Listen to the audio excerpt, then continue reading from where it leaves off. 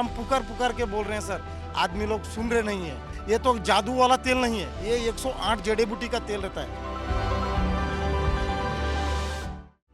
कर्मचारी भविष्य निधि संगठन यानी ईपीएफओ ने 1 जनवरी से पेंशन लेने के नियमों में बड़ा बदलाव किया है।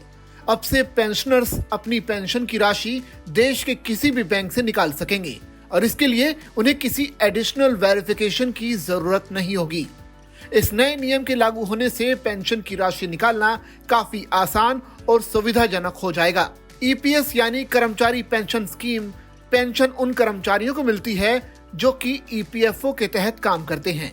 जब कोई कर्मचारी अपने कामकाजी जीवन के बाद रिटायर होता है या काम करते हुए किसी कारणवश अपंग हो जाता है तो उसे ईपीएस के तहत पेंशन ईपीएस 95 मिलती है। ये पेंशन कर्मचारियों के भविष्य को सुरक्षित करने के लिए सरकार द्वारा दी जाती है। किसी भी कर्मचारी को पेंशन पाने के लिए ईपीएफओ के तहत रजिस्ट्रेशन कराना होता है और उसे कम से कम 10 साल तक योगदान करना पड़ता है। इसके बाद जब कर्मचारी 58 साल की उम्र पूरी कर लेता है तो उसे पेंशन मिलनी शुरू हो जाती है। इसके अलावा अगर कोई कर्मचारी किसी कारणवश अपंग हो जाता है तो उसे भी पेंशन का लाभ मिलता है। पेंशनर्स अपनी पेंशन राशि हर महीने निकाल सकते हैं और इस नए नियम के बाद वो अपनी पेंशन की राशि किसी भी बैंक से हासिल कर सकते हैं। पहले इसके लिए पेंशनधारी को केवल एक निर्धारित बैंक से पेंशन प्राप्त करने की सुविधा मिलती थी, लेकिन अब ये विकल्प खोल दिया गया है। इस नए बदलाव से पेंशनधारियों को बड़ी राहत मिलेगी और उन्हें अपनी पेंशन राशि प्राप्त करने में किसी प्रकार की दिक्कत नहीं होगी। इस कदम से ईपीएफ सदस्यों को बहुत सुविधा होगी और उनका काफी समय भी बचेगा क्योंकि वो किसी भी बैंक से अपनी पेंशन निकाल पाएंगे।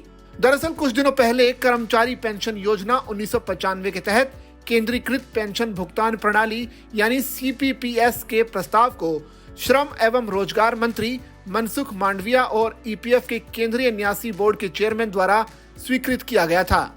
इसके बाद नए साल से ये सुविधा कर्मचारियों को मिलने लगेगी। सीपीपीएस के लागू होने से लगभग 78 लाख पेंशन धारकों को फायदा होगा। ईपीएफओ के एक सहायक आयुक्त के मुताबिक वर्तमान व्यवस्था के तहत प्रत्येक ईपीएफओ जोनल और क्षेत्रीय कार्यालय केवल 3 से 4 बैंकों के साथ व्यक्तिगत स्तर पर एक व्यवस्था बनाते हैं। ऐसे में जब रिटायर्ड कर्मचारी अपने गृह नगर चला जाता है तो बैंक शाखा यानी जिस बैंक के साथ ईपीएफओ ने करार किया है कि गैर मौजूदगी के चलते उसे पेंशन प्राप्त करने में परेशानी होती है। हालांकि सीपीपीएस के लागू होने के बाद पेंशन प्राप्त करने में आसानी होगी।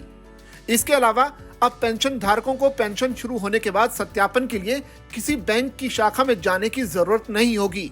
पेंशन जारी होने के बाद तुरंत उस बैंक में जमा हो जाएगी जिसका उल्लेख कर्मचारियों ने अपने दस्तावेजों में किया है। इतना ही नहीं, अगर कोई पेंशन धारक ट्रांसफर होता है या बैंक या शाखा बदलता है तो उसे भी परेशान नहीं होना पड़ेगा क्योंकि सीपीपीएस एक कार्यालय से दूसरे कार्यालय में पेंशन भुगतान आदेश के हस्तांतरण की आवश्यकता के बिना पूरे भारत में पेंशन वितरण की गारंटी देता है।